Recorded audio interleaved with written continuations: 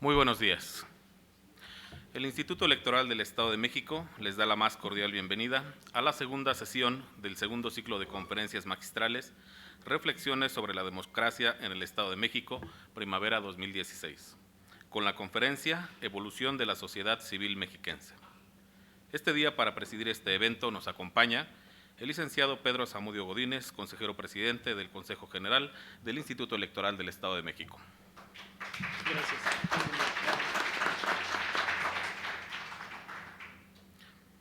El doctor Gabriel Corona Armenta, consejero electoral y presidente de la Comisión de Promoción y Difusión de la Cultura Política y Democrática. Y el doctor Alejandro Natal Martínez.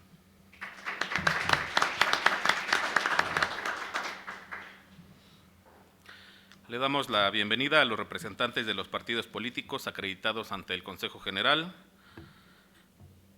directores, jefes de unidad, subdirectores, servidores públicos electorales y público interesado que hoy nos acompaña. Agradecemos también a todos nuestros interesados que han seguido el desarrollo de este ciclo de conferencias vía internet a través de la página www.iem.org.mx. Y les recordamos que se encuentra a su disposición el correo electrónico reflexiones2016@iem.org.mx para que nos puedan hacer llegar sus preguntas o comentarios. A continuación, cedo el uso de la palabra a nuestro distinguido presentador, el licenciado Pedro Zamudio Godínez. Gracias.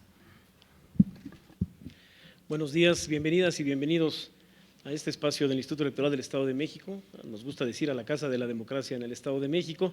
Agradecemos también a quienes nos siguen por los medios electrónicos su presencia en este segundo ciclo de conferencias, reflexiones sobre la democracia en el Estado de México. Ustedes lo saben, pero quiero también reconocerlo, a iniciativa de mi compañero el doctor Corona. Este segundo ciclo ya de reflexiones pretende generar en el Instituto Electoral del Estado de México un espacio donde los especialistas puedan acercarse a los interesados en los diferentes temas y abordarlos con una perspectiva de divulgación, fundamentalmente darnos a conocer los temas en los que están trabajando. Hemos tenido oportunidad de conocer posturas de diferentes especialistas de diferentes escuelas o centros académicos del país, y queremos agradecer muy puntualmente la presencia el día de hoy del doctor Alejandro Natal Martínez, quien nos hace favor de dictar la conferencia,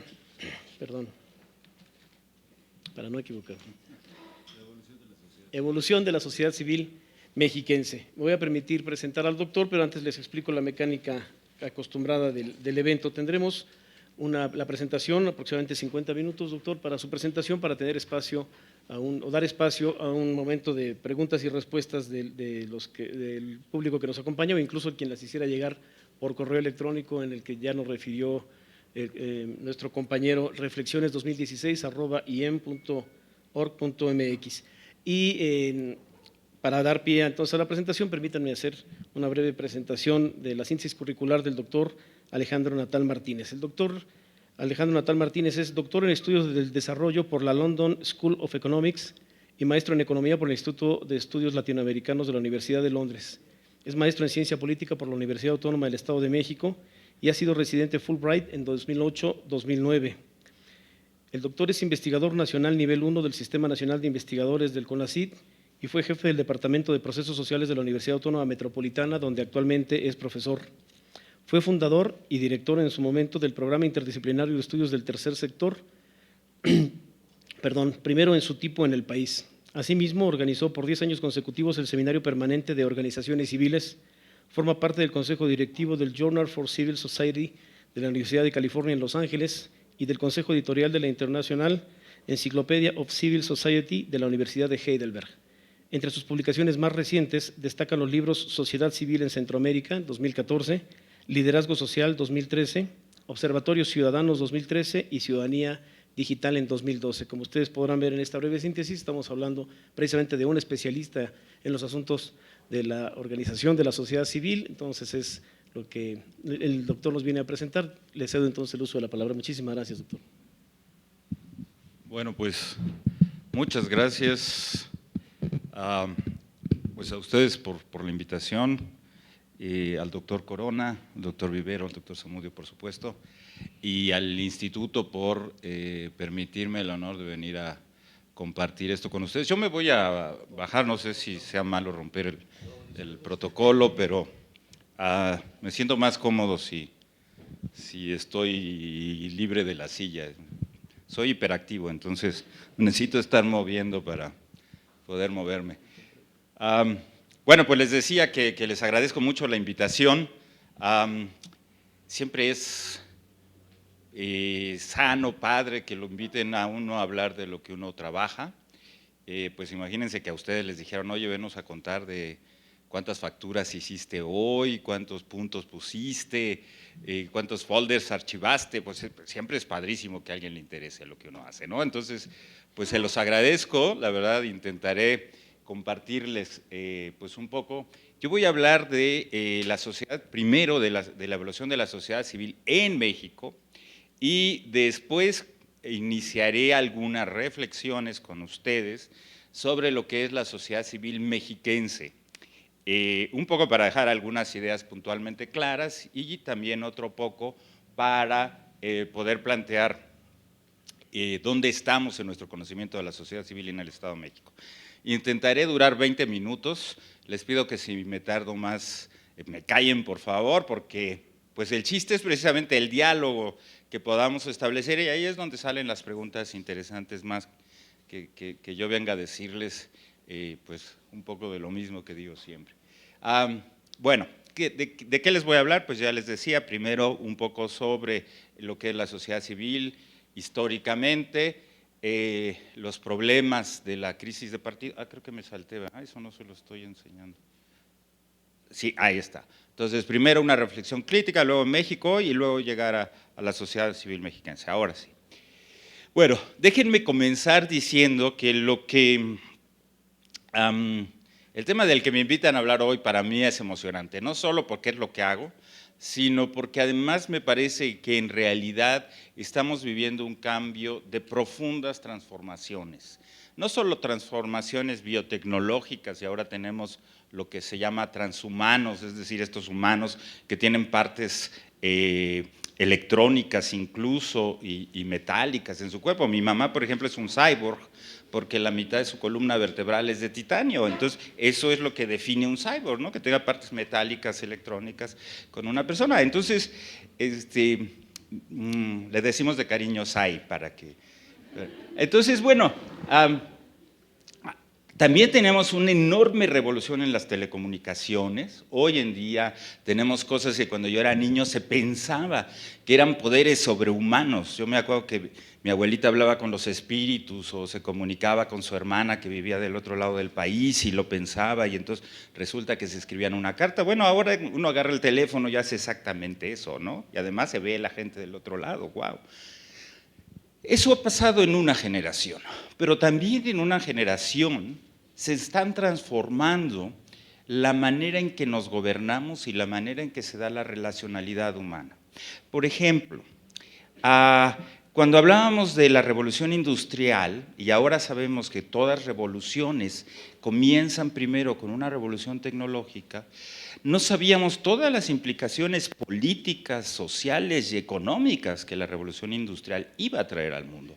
Hoy, pues las vivimos y ya es historia. Lo mismo está sucediendo en esta época y creo que no nos hemos puesto a reflexionar suficiente sobre cómo eso va a cambiar la relacionalidad con nuestros hijos, por ejemplo, con nuestra familia, pero también como sociedad y más aún, la manera en que nos relacionamos en términos de jerarquía, de orden y de control social, es decir, el gobierno. Si no, fíjense ustedes. Les cuento otra historia, perdón que traiga tantas historias de la familia, pero mi mamá cuando llegábamos, mi hermana y yo, a la casa de ella con los hijos, decía, bueno, es que ¿a qué vienen si todo el mundo está con su teléfono? Cuando ella empezó a usar Facebook, WhatsApp y las redes sociales, pues ahora llegamos y todos estamos felices porque todos nos podemos comunicar mejor, ahora sí, hasta ella está muy contenta. Creamos un monstruo, ¿no? Porque ahora nos manda bendiciones por WhatsApp. No sé si valen igual, pero supongo que sí. Fíjense que eso está cambiando y está cambiando también la manera en que hacemos política, no solo la manera en que votamos o podemos votar, sino lo que no es menor, voto electrónico, que es algo que sigue en México, no es un tema menor, pero como tampoco es menor que puedan votar los mexicanos en el extranjero, como tampoco es menor la manera en que la sociedad se organiza cada vez más y cómo la sociedad cada vez más tiene opiniones sobre la mayoría de los temas. Yo les apuesto a los que son funcionarios públicos que ustedes conocen un montón de ciudadanos que tienen opinión sobre lo que ustedes hacen todos los días y a veces tienen opiniones bastante acertadas, muchas veces no, pero a veces sí.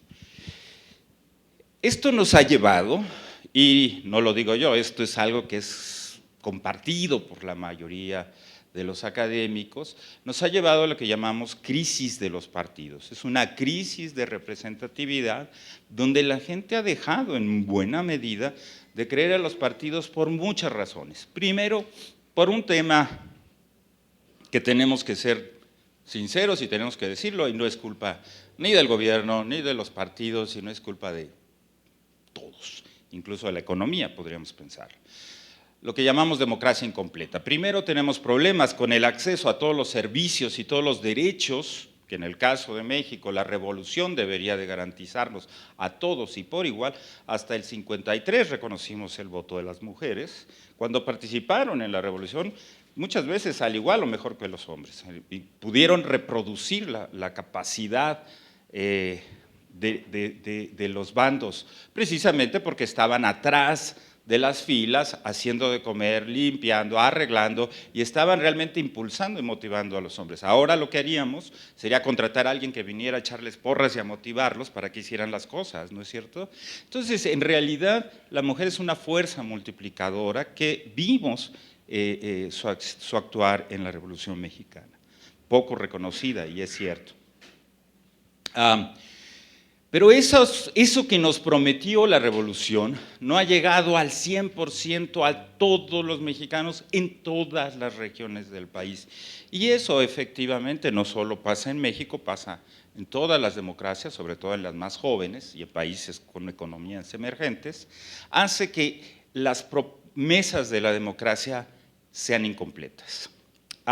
Otro de los problemas que tenemos es que las formas de comunicación entre los partidos y la sociedad, aunque han evolucionado, en muchos de los casos no siguen siendo las fórmulas que la sociedad esperaría que los partidos se comunicaran con ellos.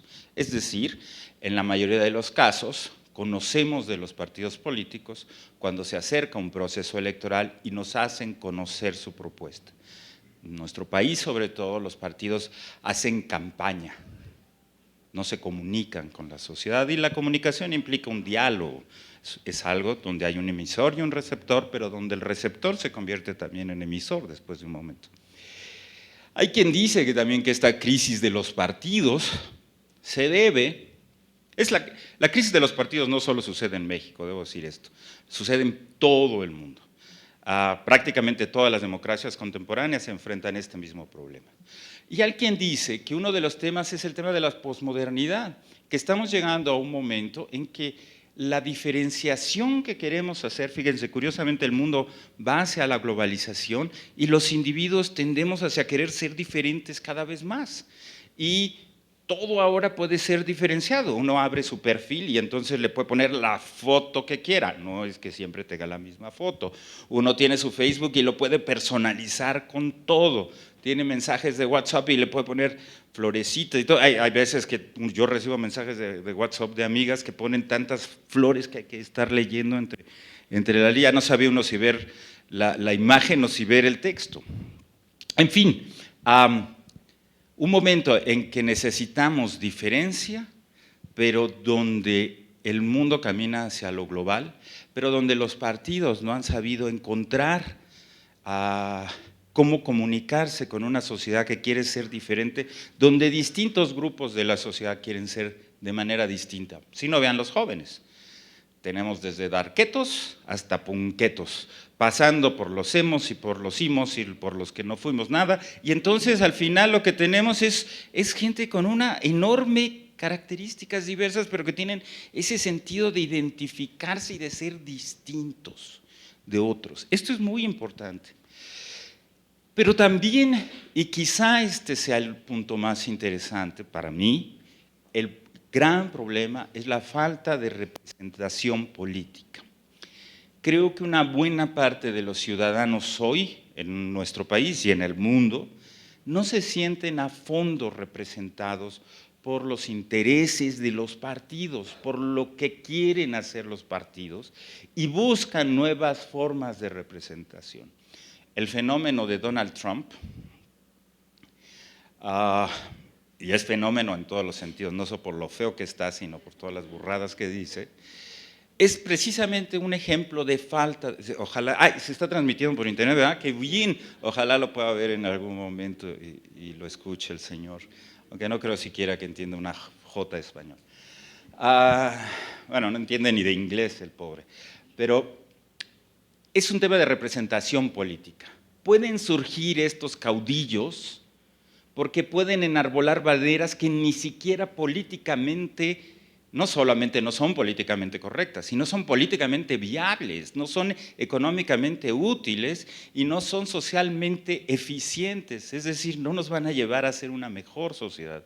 Pero pueden surgir porque apelan a este conjunto de valores o de miedos que la sociedad tiene y que en estos momentos, donde no hay un ejercicio de representación política, pueden surgir y se pueden utilizar.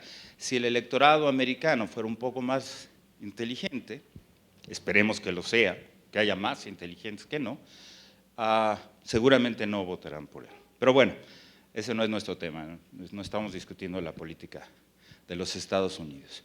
Por lo tanto, lo que yo creo es que estamos viviendo un momento de una enorme crisis de representación, pero ojo, nuestro sistema de gobierno está basado en la representación. Elegimos representantes para que hagan leyes, elegimos representantes para que integren gobierno. Todo nuestro sistema está basado en la representación y si admiten conmigo que tenemos un problema de crisis de representación, entonces esta crisis nos va a llevar a problemas serios de gobierno, a problemas serios de representación parlamentaria y son cosas que deberíamos de estar, si no atendiendo ya, por lo menos reflexionando, porque muy pronto pueden venir y si ustedes ven lo que ha pasado en algunos otros países, no es algo tampoco lejano, ni es algo de lo que sea nada más de espantarse porque viene el lobo. Es en realidad un problema que está creciendo. Esta crisis de representatividad en nuestro país cobra además varias dimensiones particulares. En México, yo creo que el principal problema de la crisis de partidos viene como una crisis de representatividad porque se agota el modelo corporativista. Durante muchos años aprendimos, quizás hasta la década de los 70s, 80s, hasta la entrada al GATT más o menos de México, aprendimos que la manera en que podríamos ejercer nuestra ciudadanía era a través de ser miembro de alguna de las organizaciones corporativizadas. Y entonces, pues claro, ser parte de un sindicato era la manera de ejercer nuestros derechos laborales, ser parte del campesinado era pertenecer a la CNC y recibir los beneficios que el Estado tenía para los campesinos a través de subsidios para granos, maíz, etcétera, etcétera, fertilizantes, lo que sea, que se producían en el Estado y que entonces se repartían a estos grupos. Pero este agotamiento del modelo corporativista no llega solamente por las crisis económicas de los 70s en adelante, que ustedes seguramente, bueno, hay mucha gente joven, pero los menos jóvenes, yo soy de los jóvenes, ¿no? Pero me han contado que en los 70s había crisis terribles económicas y entonces, pues todo eso fue limitando las capacidades del Estado de continuar con este modelo corporativista. Y evidentemente, pues eso llevó al agotamiento y a la alternancia en el 2000. Cuando tenemos eso, en el 2000 llegamos sin un modelo que reemplace. No solamente fue la alternancia de un partido a otro, sino el problema fue el colapso de un modelo sobre otro. Un colapso que ya se venía gestando desde los 80s, 90s. así las cosas, no hemos sido capaces de reorganizar a la sociedad mexicana bajo un esquema que nos permita realmente cooperar, entendernos y dialogar de una manera mejor. Es más, la clase política tampoco se ha distinguido en este país por tener un diálogo. Debo de hacer un reconocimiento a la actual legislatura y espero que eso dure muchísimo tiempo, pero durante los 2 sexenios anteriores lo que vimos era precisamente esta crisis de partidos, llegar al Parlamento, al Congreso y inmovilizar al país literalmente. Pero bueno, entonces para mí parte del problema es el agotamiento del modelo corporativista. Otro problema para mí, y que sé que esto es controversial y discutible, y estaría dispuesto a darles mi opinión, no a convencerlos sobre eso después en las preguntas, es que desde mi punto de vista lo que tenemos en México son protopartidos, partidos muy jóvenes, incluyendo al PRI, que está aprendiendo a ser un partido distinto de lo que era antes, pero los demás partidos tampoco pintan mejor porque tampoco han entendido siquiera qué son. En muchos casos, debería de corregir lo que acabo de decir, en muchos casos han entendido muy bien qué son, y son negocios familiares, ¿verdad? No voy a decir nombres, ustedes seguramente han pensado en los mismos que yo, pero en realidad hay muchos partidos que son bastante jóvenes y que estamos todos, partidos y sociedad, aprendiendo a entendernos, aprendiendo a que un partido surge y desaparece porque no convenció a la gente, y eso es muy importante y válido que siga sucediendo, y partidos que además al interior todavía no saben qué hacer con sus miembros. Este es un tema interesante. Y el tema no es simplemente utilizar a la membresía del partido para que sea la fuerza y las manos en las campañas, sino porque son simpatizantes de las mismas propuestas ideológicas del partido. Y eso es a veces algo que muchos partidos no entienden. En fin, no voy a entrar a ese tema porque ni siquiera es mi tema, yo vengo a hablarles de otra cosa. Pero por eso explico que hay una crisis. Esa crisis nos lleva a que en realidad, déjenme regresar aquí para que no se me pierdan con la transparencia, nos lleva a que en realidad hay un cambio. Estamos viendo un cambio en México y cada vez vemos más y más y más organizaciones de la sociedad civil, y en buena medida el número de organizaciones de la sociedad civil que vemos que aparecen surgen precisamente porque no ha habido la suficiente respuesta por parte del Estado, y en Estado incluyo gobierno y partidos, para precisamente encontrar en las banderas de la sociedad mecanismos para hacer esto una discusión pública. Déjenme hacer un repaso rapidísimo, punto número 2 de mi presentación, de lo que ha sido la sociedad civil. No, la historia no se las voy a contar todas, pero algunos puntos neurálgicos de la sociedad civil en la historia de México. La sociedad civil en México existe desde muchísimo más tiempo antes que el 2000 en adelante, o del 85, como se lee en muchos periódicos. La sociedad civil existe desde la época de la colonia. El Monte de Piedad es una organización de la sociedad civil, por ejemplo. La gente que estaba en la Ilustración, precisamente como los jacobinos, masones, como Hidalgo y varios otros de los independentistas, formaban parte de esa sociedad que estaba inconforme con lo que estaba pasando y quería hacer cosas distintas. Eso es sociedad civil. Lo mismo vemos en la Revolución Mexicana con los Flores Magón, que son desde la creación de opinión pública, parte de la sociedad civil, con Posadas cuando hace su Catrina y en realidad está haciendo una crítica al sistema. Eso es parte de la sociedad civil, es la sociedad crítica, la sociedad que propone, la sociedad que cuestiona, la sociedad que ve cosas que el resto de la sociedad quizá no ve. Así que la tenemos de manera continua en la historia de México. Lo que vemos quizá del 39 en adelante hasta el 68 quizá, es un enfrentamiento sistemático de muy bajo perfil de la sociedad civil con el Estado mexicano. Por razones que no voy a discutir ahora, la sociedad se enfrentaba al modelo corporativista, algunos sectores pequeños, ¿cierto?, pero algunos sectores de la sociedad se enfrentaban al modelo corporativista del Estado y al proyecto modernizador del Estado, sobre todo después del milagro mexicano en los 40. Entonces, lo que tenemos es una sociedad que sistemáticamente ha estado planteando alternativas de cosas, maneras de hacerlo diferente, pero también ha planteado un proyecto contracultural, sobre todo en dos momentos. A partir de los 50, cuando las mujeres deciden no más en este país y se empiezan a reunir en distintos grupos hasta que en 1952 hacen una primera gran reunión en Mérida y entonces comienzan a obligar al Estado a reconocer los derechos de la mujer para el voto, hasta que en 53 es inevitable y es aprobado que la mujer vote. Fíjense qué tarde, fíjense qué tarde.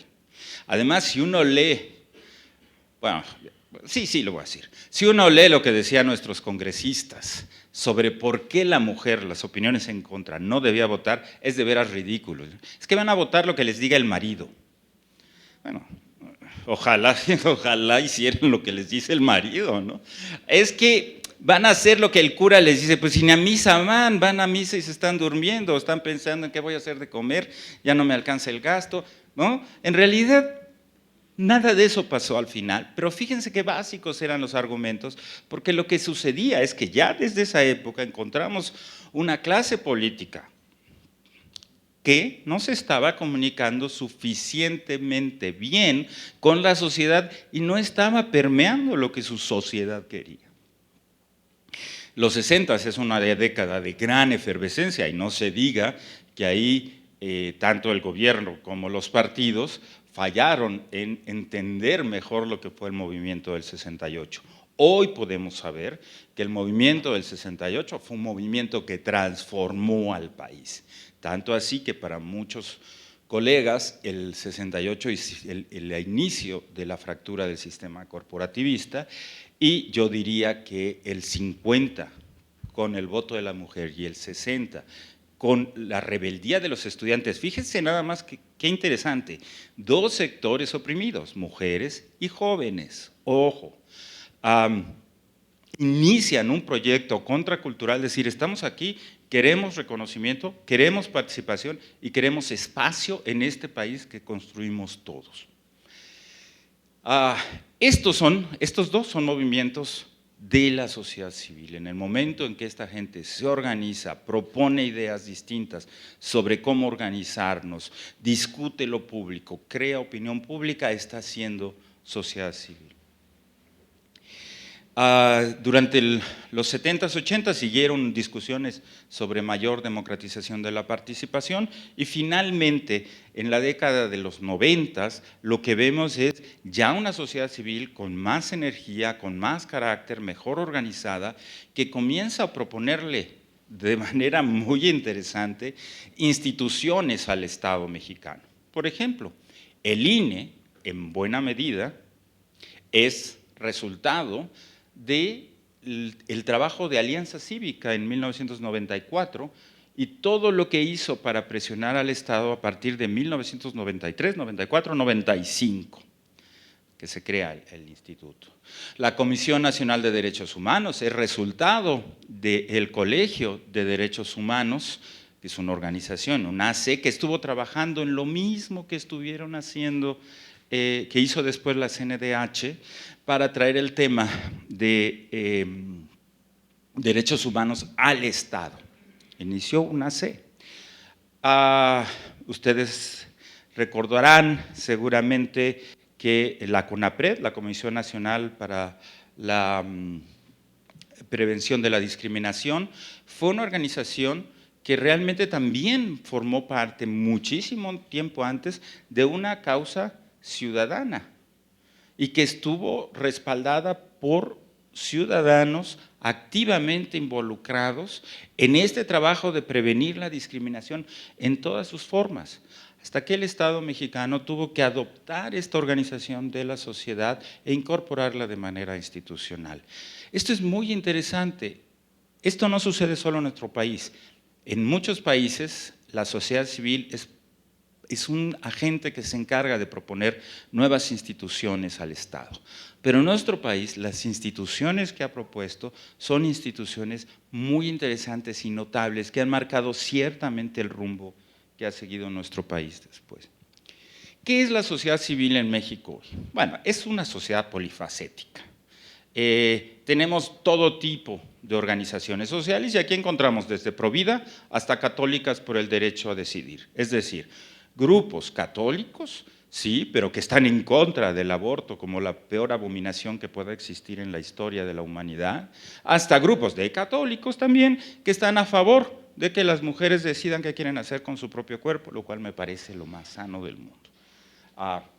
Yo no cargo 9 meses un morrito en mi panza, ¿no? Si lo hiciera, quizá entonces estaría más dispuesto a considerarlo. Pero lo que sí se ha dicho mucho también de esta sociedad civil es que es predominantemente urbana y predominantemente de clase media.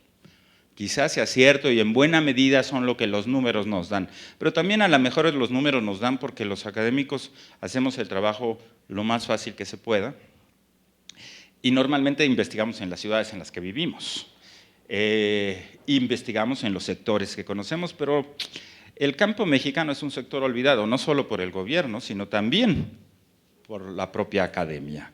Entonces, en realidad yo he visto en muchas comunidades rurales fuerzas interesantísimas de trabajo y de solidaridad colectiva, como son el tequio, la faena, las mayordomías. En fin, las comunidades necesitan algo para su beneficio colectivo y se organizan para hacerlo. No esperan a que nadie venga y se los traiga. Ese tema de que están acostumbrados al paternalismo, creo que tiene cierta validez, pero en realidad son muy astutos. Y si uno les lleva algo, pues sí, evidentemente lo reciben y lo piden cada que tienen oportunidad, pero si no, las comunidades solitas avanzan y trabajan, no se mueren de hambre, créanme que no. Pero también es polifacética, porque no todo lo que es sociedad civil es como un mantra, ¿no? Donde todo es bueno, positivo y armonioso. No.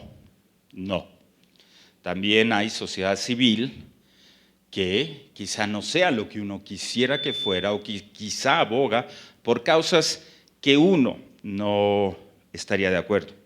Por ejemplo, no voy a citar casos en México para no meterme en problemas con nadie, quiero llegar a comer tranquilo, ¿no? Que no me vayan a taclear aquí a la salida. Pero, por ejemplo, en Estados Unidos ustedes saben que hay una organización de la sociedad civil americana que es una organización de conservacionistas, así se llama. Ustedes van a decir, bueno, son ecologistas, qué bonito. No. En realidad, ellos lo que quieren conservar es la Biblia como dogma en las escuelas y seguir enseñando el creacionismo, es decir, que somos hijos de Adán y Eva, todos, absolutamente todos, ninguno es hijo de ningún otro changuito más que de Adán y Eva, y que no hay ni dinosaurios ni que nada de eso de lo que vemos en los museos, porque eso no lo hizo papá Dios, ¿no? Entonces, estos creacionistas quieren introducir eso como un texto obligatorio de la enseñanza en Estados Unidos. Estos sectores más oscuros, digámoslo así, más medievales de la sociedad civil, también existen y también los hay en México.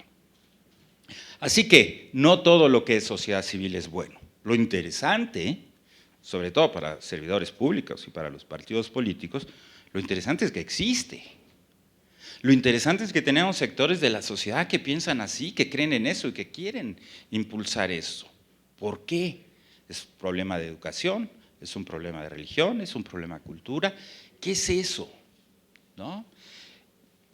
Una reflexión que nos podría a nosotros hacer pensar en qué es, por ejemplo, el problema de los feminicidios en México. Algo que no podemos parar porque en buena medida es un problema cultural que empieza en las casas cuando las mamás le piden a la hermana que le dé comer a su hermano, ¿verdad? ¿Por qué no al revés? Yo recuerdo cuando mi mamá es feminista, entonces a los 15 años no le pedí por favor un vaso a mi hermana y desde los 15 hasta los 18 lavé los trastes de la casa de ustedes, por eso me ven las manos todas.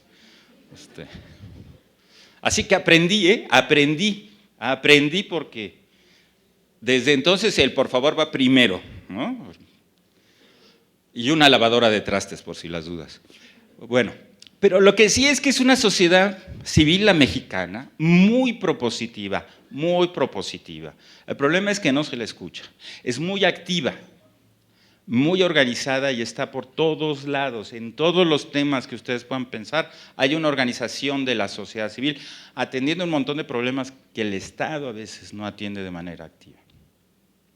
Con un nivel de expertise, es decir, de conocimiento, que sorprende frente a otras sociedades. Hay gente muy talentosa y muy hábil, no solo bien intencionada, que es la mayoría de los casos, pero también hay mucha expertise.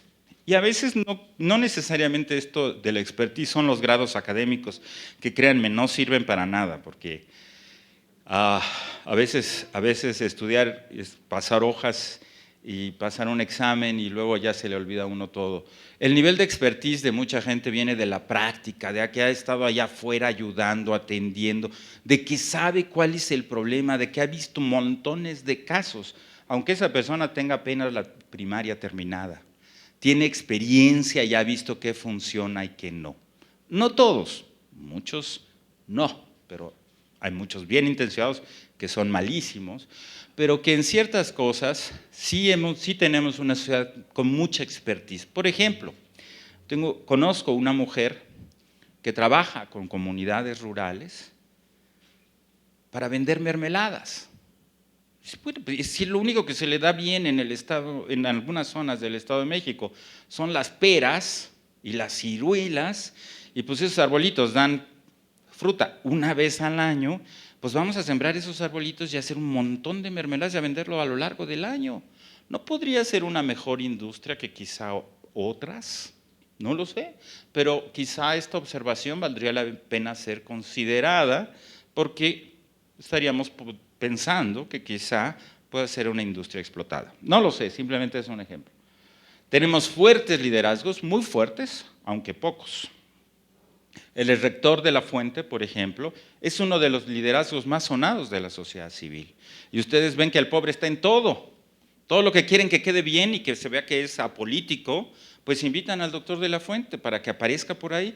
Pues sí, ya necesitamos también más figuras. Tenemos varias de esas figuras muy fuertes, pero pocas. Es una sociedad muy concentrada. Es una sociedad que está más concentrada en la Ciudad de México por razones obvias y que todos conocemos, pero que con cierto impulso podríamos encontrar quizá en todo el país. Y es una sociedad que tiene foco en políticas públicas. Fíjense que a diferencia del 68, el movimiento 132 fue un movimiento que no quería cambiar el mundo, no quería cambiar todo el gobierno del país, quería democratización de los medios. Que por cierto no le hicimos caso a los jóvenes, y los jóvenes no se han ido del país y ahí siguen. Tema interesante a reflexionar al interior de los propios partidos. Pero tienen foco en políticas públicas. La sociedad civil en México es bien interesante, tiene intereses muy específicos y muy concentrados que no hemos sido capaces de entender. ¿Qué pasa en el Estado de México? Sí, este es el escenario nacional.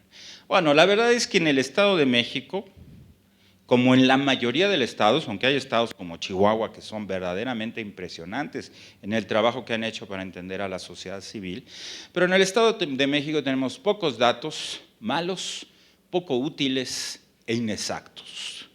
Ha habido recuentos de organizaciones que las cuentan una vez y luego no vuelven a saber si están vivas y si la organización desapareció en 2 años, pues ya no existe y sin embargo la estamos contabilizando, que nos dan alrededor de 11,000 organizaciones, lo cual es un poco exagerado.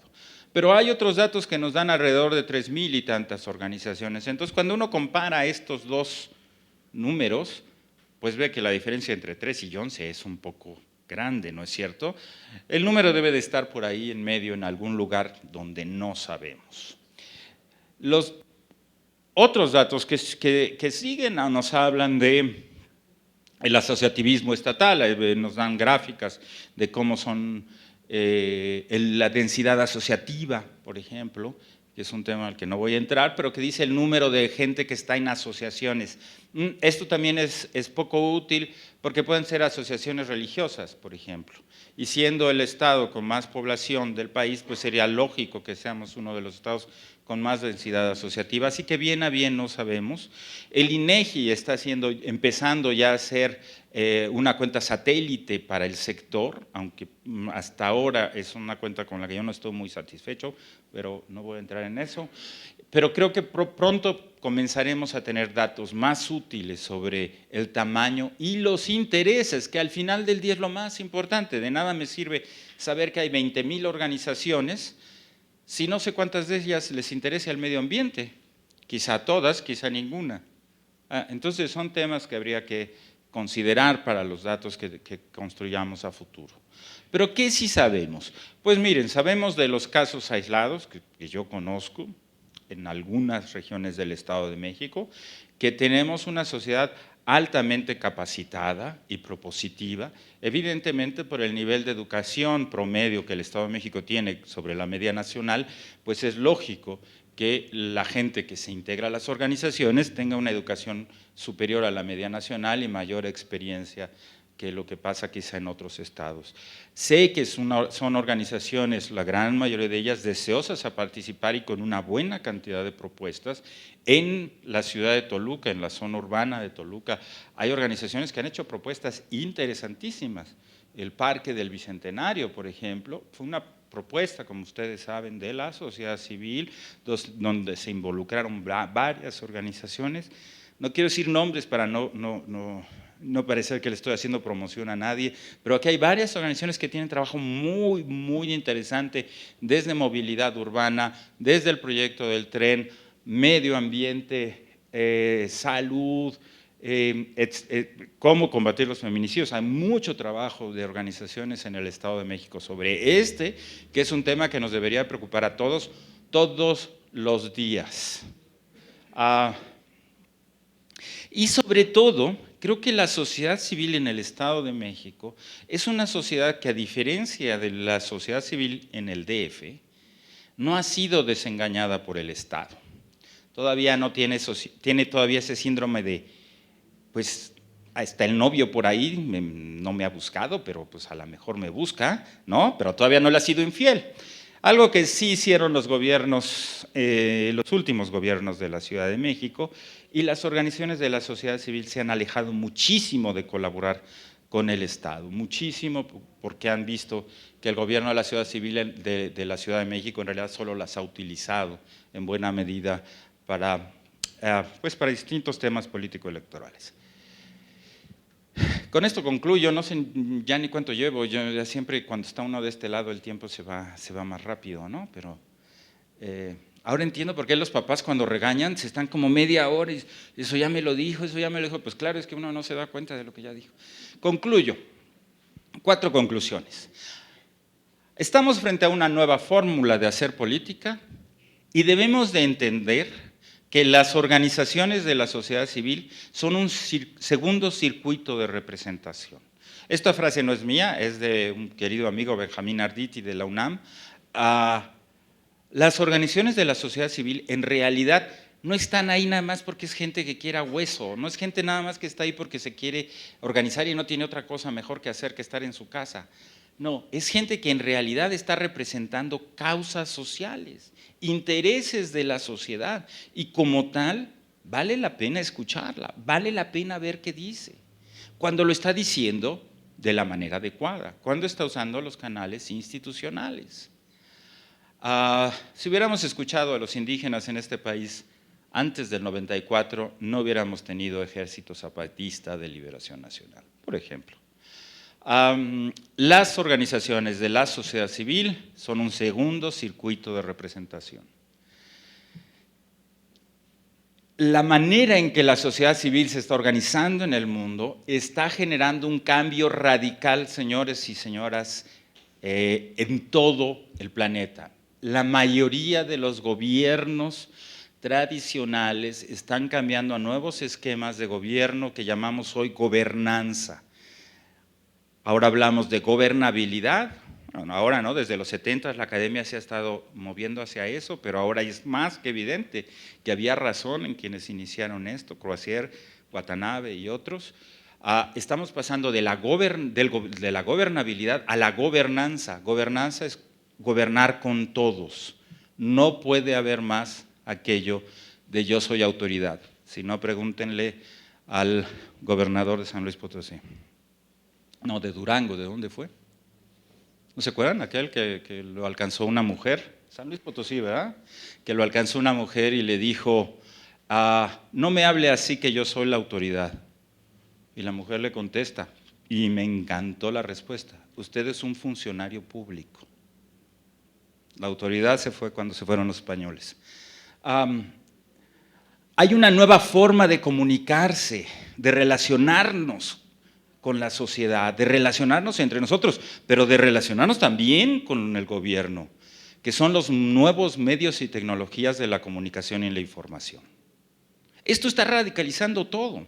Fíjense que un caso bien interesante, que mucha gente no le pone atención porque el tema es escabroso, y no vayan a decir que me interesa el tema porque pues yo también soy, es el caso de la comunidad gay y las bodas gay. ¿Saben lo que hicieron las organizaciones de la sociedad civil gay? Pues lo que hicieron fue algo padrísimo. Siguieron en línea, con twitters, online, todo el tiempo las sesiones de la asamblea, tuiteaban y le enviaban comunicados en Facebook, correo electrónico, WhatsApp a sus representantes que estaban invadidos. ¿Cómo vas a votar? Te estamos viendo acá arriba, cuidadito. Eso está cambiando las maneras de representación política de una manera radical, no solo en México, en el mundo. En Estados Unidos ya hay, y se los cuento, pero yo tengo estudiantes míos que ahora tienen esos puestos y es interesantísimo lo que están haciendo. Hay gente que se le paga para que vaya a sentarse a los congresos, tanto al federal como a los estatales, a escuchar las sesiones de congreso y a comunicar en vivo a las organizaciones de la sociedad interesadas sobre el tema, sobre lo que está pasando. Y así se ha podido evitar, por ejemplo, que el caso que les ponía hace rato, de los creacionistas en Texas, puedan hacer que se vuelva ley del estado de Texas. Es precisamente por este activismo de la sociedad civil de esta manera. Pero también lo que representa este nuevo espacio de que la sociedad cada vez sea más participativa y quiera tener opinión y quiera ser tomada en cuenta, es que hay nuevas oportunidades de colaboración. Creo que hasta el día de hoy no hemos entendido, nuestra administración pública no funciona para eso, la estructura de nuestros partidos políticos no funciona para eso, y no hemos entendido que en realidad lo que tenemos que hacer de aquí en adelante es cooperar, interactuar, dialogar con la sociedad y traer esas causas, esos intereses al mundo de la política y del gobierno.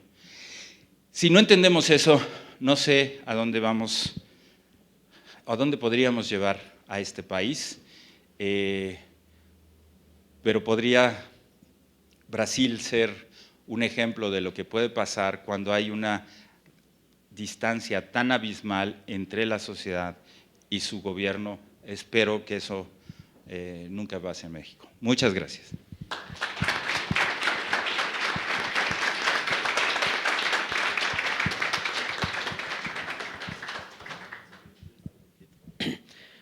Muchas gracias, doctor. Llevaba más de 20 minutos, pero no me atreví a callarlo porque estábamos todos muy interesados. No se preocupe.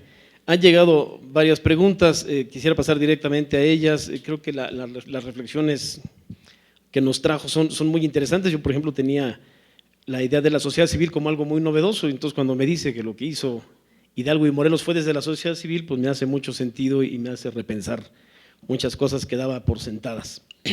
Tenemos varias preguntas, voy a tratar de organizarlas más o menos en orden por los temas, pero hay una específica, la primera que dice, si la sociedad civil en México es muy activa y relacionada, entiendo así como entre ella, ¿por qué sus demandas no son atendidas como en otras latitudes?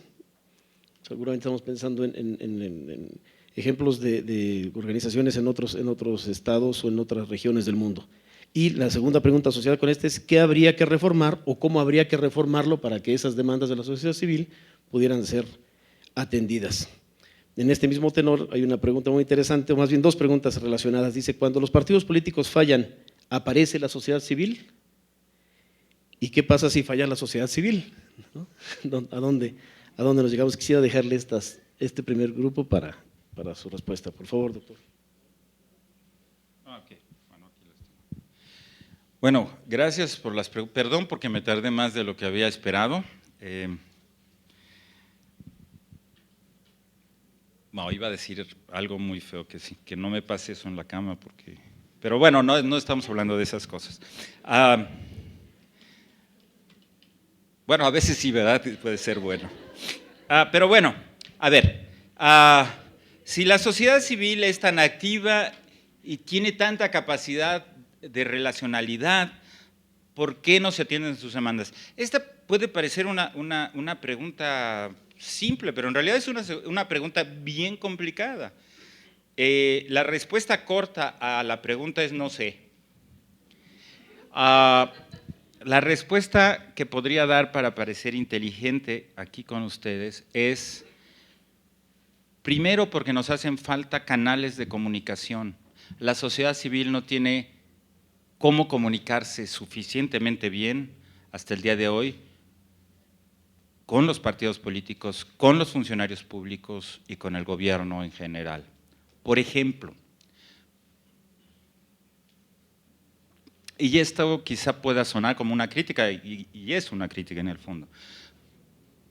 Pocos partidos políticos, cuando sus candidatos llegan al Congreso, tienen una oficina clara y abierta para su distrito.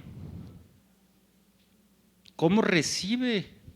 Si yo no tengo su teléfono, su dirección y no sé dónde viva, ¿cómo yo, ciudadano, le hago llegar una petición, un interés, una pregunta a mi diputado?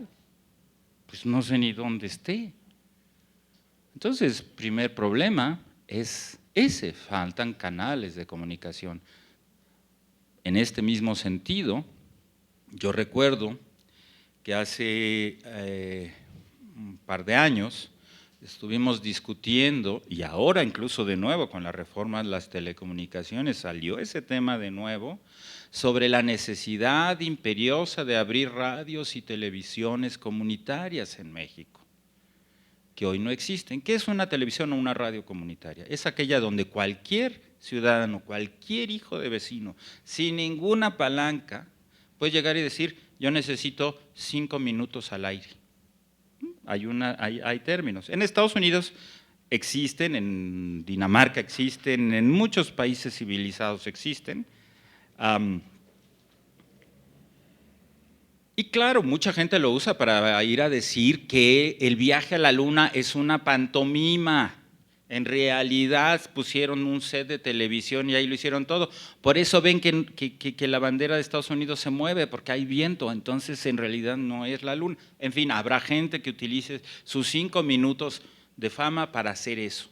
Pero muchas otras gentes utilizan eso para ir a denunciar a los corruptos, para ir a denunciar cosas que no les gusta de su comunidad, para ir a pedir propuestas. Por ejemplo, una niña en Estados Unidos, en una ciudad de Estados Unidos, fue a la televisión y dijo, yo tengo cáncer y lo que ustedes ven, se quitó la peluca, es que me raparon y pasó esto. Pero yo tuve la suerte de que mis papás me pudieran comprar una peluca. Hay muchas niñas que no le pueden, eso es un problema de los niños con cáncer, que no tienen para una peluca. Y entonces lo que consiguió es que al otro día 80 niñas de la ciudad se raparon con ella y entonces empezó a crecer este juego. Fíjense qué bonito. O sea, no es algo que esté yendo contra el Estado, son necesidades que la sociedad tiene, que este pequeño sector de niños con cáncer, que a veces pues no los vemos en la calle, claro, porque ¿qué niño va a querer salir con la cabeza rapada a la calle? Como que no es lo más simpático del mundo. Pero son necesidades de la sociedad que están ahí. Entonces no se les atiende, pues no necesariamente porque la sociedad civil sea mala, sino también porque el que escucha, pues no escucha. o quien debería de escuchar no escucha. Y no hablo solamente del gobierno, también el Parlamento, también la academia, también Parlamento, yo pienso en Cámara de Diputados y Cámara de Senadores, eso me refiero cuando digo Parlamento. También la academia, también los medios de comunicación que tienen intereses en hacer negocio en este país y nada más, etcétera, etcétera, etcétera. ¿Qué habría que reformar? Habría que empezar a reformar muchas cosas. Y yo creo, de nuevo, que la demanda de los jóvenes del 132 por la democratización de los medios es una demanda que valdría la pena que comenzáramos a escuchar. No podemos tener un país donde las dos cadenas más grandes de televisión están en manos de dos individuos. Ese no puede ser México ya.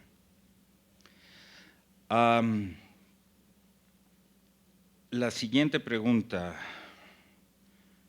Ya me falta brazo porque ya no alcanzo a leer. Cuando los partidos políticos fallan, aparece la sociedad civil. ¿Y qué pasa cuando aparece la sociedad civil? Bueno, a ver, yo no creo que la sociedad civil aparezca solo cuando los partidos políticos fallan. Sí creo que el crecimiento de sociedad civil en ciertos temas es un problema de falta de representación política. Pero no en todos, no necesariamente en todos y no necesariamente siempre. Por ejemplo, el caso de la seguridad, hoy tenemos tantas organizaciones de la seguridad, de la sociedad civil interesadas en seguridad, pues digámoslo así, por una falla del Estado, por una falla del Congreso, por una falla de la clase política en atender y resolver el problema desde antes. Y ya antes de meternos a la guerra de las drogas debimos de haber medido mejor con quién nos íbamos a pelear y hacer una buena prospectiva y entender cómo eso iba a afectar a un país donde el Estado del Derecho no se aplica. Entonces, en algunos casos sí, como este, y son obvios. ¿Y qué pasa cuando falla la sociedad civil? Pues la sociedad civil está hecha para fallar. No es responsabilidad de la sociedad civil no fallar. La sociedad civil es simplemente una sociedad que propone, que discute, que tiene ideas, dejémosla ser, pero la sociedad civil no es el gobierno. Así que a mí no me preocuparía si la sociedad civil falla. Es decir, si Cedesol le da 100,000 pesos a una organización que existe en estos programas, en el Fondo de Conversión Social, para que implemente un programa en la Sierra Nayarita, pues si esa organización falla y ese experimento no funcionó, es hasta bueno, ¿saben? Porque eso quiere decir que es una vía por la donde el gobierno no debería de entrar. ¿Pero qué pasa cuando acierta?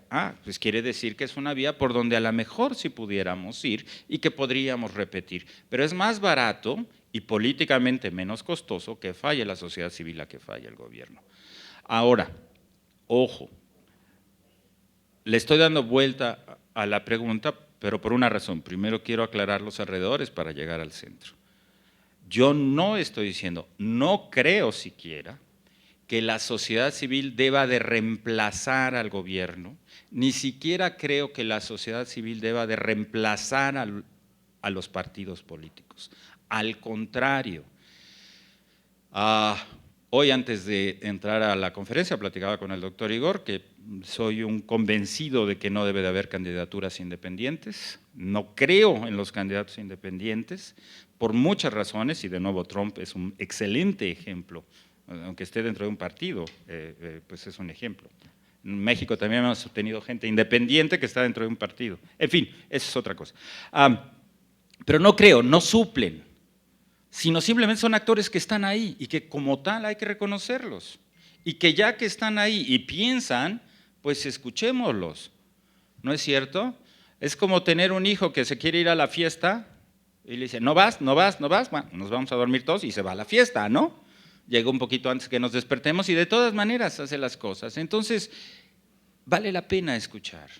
Vale la pena escuchar porque la sociedad civil trae las causas ciudadanas. No simplemente hablan por ellos mismos, ni son esfuerzos de liderazgos.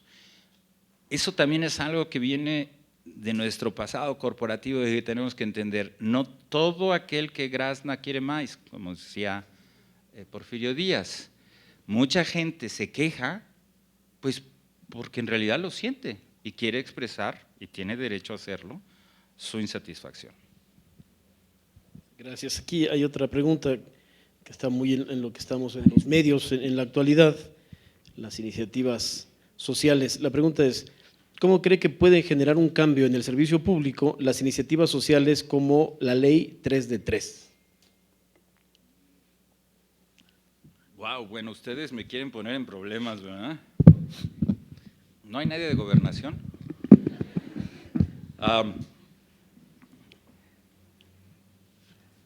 La Ley 3 de 3, bueno, es una iniciativa ciudadana, empezó con los ciudadanos, luego la tomó el IMCO, luego se apoyó en muchos ciudadanos, muchos le dimos like en Facebook, muchos incluso hablamos en espacios sobre la 3 de 3. Sí, es una iniciativa ciudadana. Otro ejemplo más, que hoy algunos partidos están haciendo rosca, me parece, en el Congreso, pero creo que deberíamos de llegar a un sistema nacional anticorrupción, sí, pero un sistema que funcione, porque en México tenemos muchos sistemas que los hacemos como para decoración, ¿no?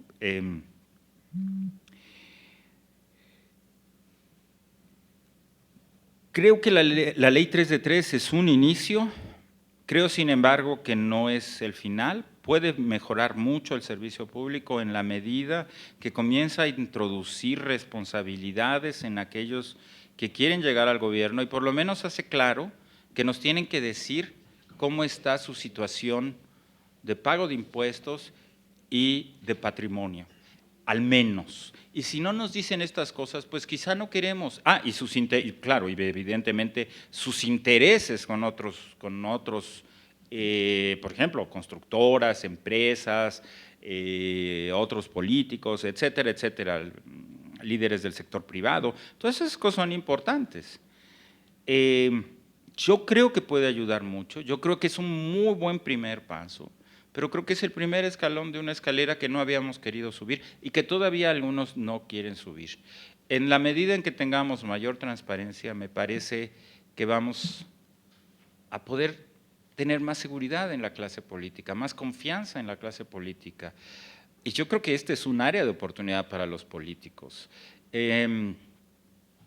Una de las razones por las que el presidente de Uruguay es tan querido en su país, el expresidente de Uruguay es tan querido en su país, se me escapa el nombre ahora, Mujica, gracias. Exactamente. Es tan querido, es porque terminó su periodo, y si ustedes quieren puede ser populismo y lo pueden leer como quieran, pero regresa a su casa, no en suru con chofer que le paga más, sino regresa a su casa en su bochito, manejando, y tiene la misma casa que tuvo antes.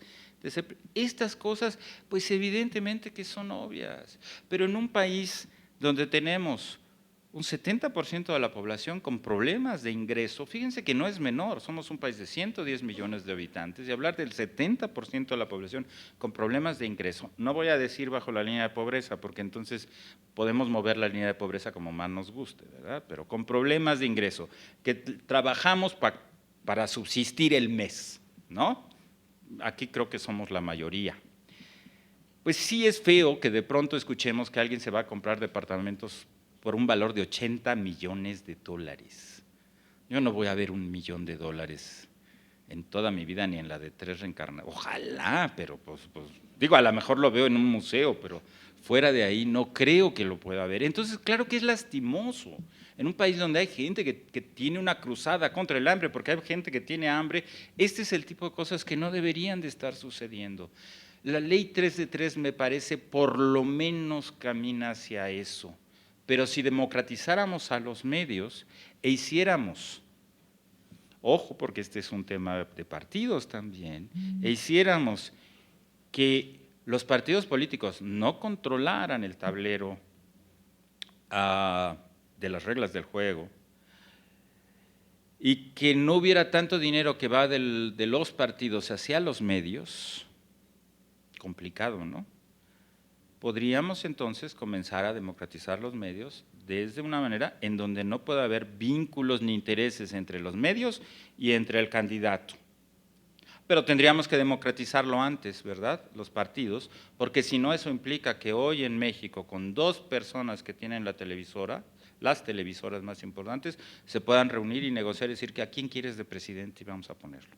Entonces, tenemos problemas de ese tamaño, tenemos problemas serios que no nos hemos puesto a pensar y que están en la calle pasando todos los días y que tendríamos que comenzar a resolver y que no son culpa de nadie, son culpa de todos en la medida en que todos hemos contribuido a que el statu quo se permanezca de la manera en que hasta ahora lo tenemos. Bien.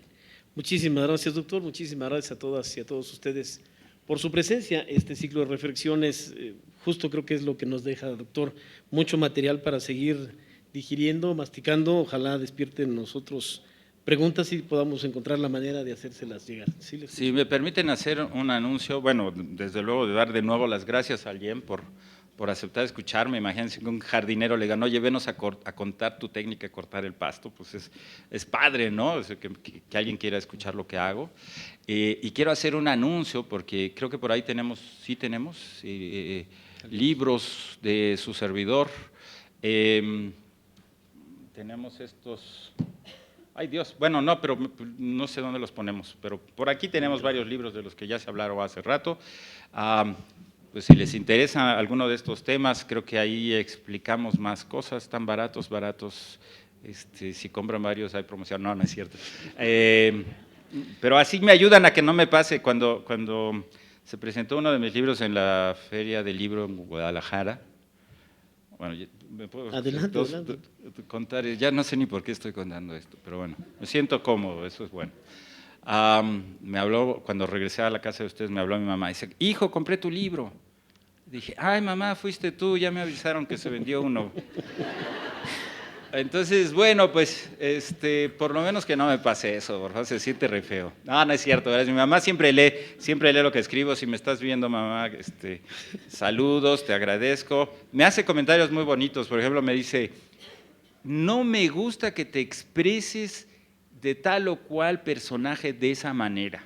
Corrige tu lenguaje porque eso no te lo he enseñado yo. Entonces, me hace críticas muy…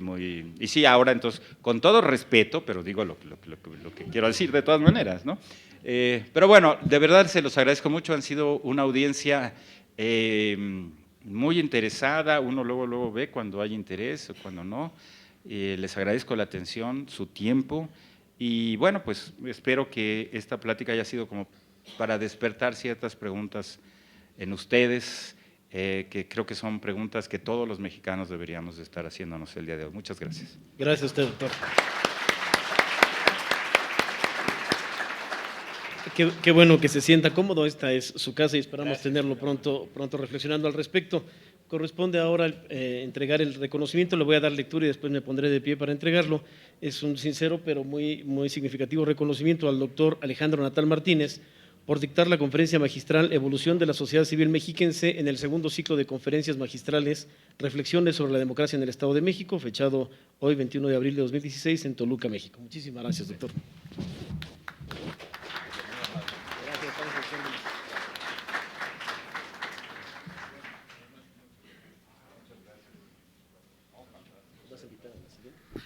Agradecemos su atención, muchas gracias, buenas tardes.